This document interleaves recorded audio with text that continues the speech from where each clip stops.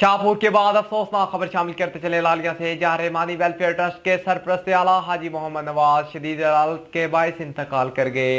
उनकी नमाज जनाजा मुकामी बड़े कब्रिस्तान में अदा कर दी गई। इसी हवाले से मजीद जानते हैं बिग न्यूज के नुमाइंदे रियाज चिश्ती से। जी रियाज, बताइएगा मजीद क्या तफसीलात हैं आपके पास?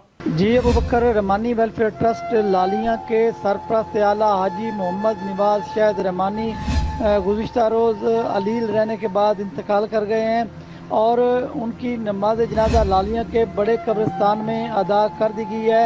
उनकी नमाज जनाजा में लालिया की ताजर बरादरी के अलावा सियासी समाजी शख्सियात, साफ़ियों, वकला की बड़ी तादाद ने शिरकत की है और उनको उनके सैकड़ों सोगवारों की मौजूदगी में सुपुर्द खाक कर दिया गया है। जब उनकी मैयत कब्रिस्तान लाई गई तो हर आँख अश्कबार थी।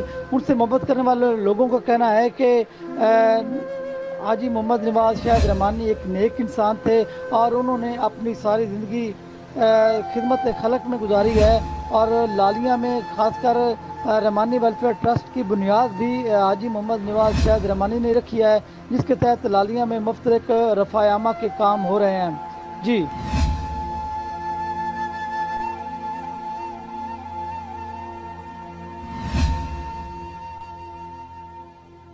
बहुत शुक्रिया रियाज चिश्ती तफसीलात से आगाह करने का।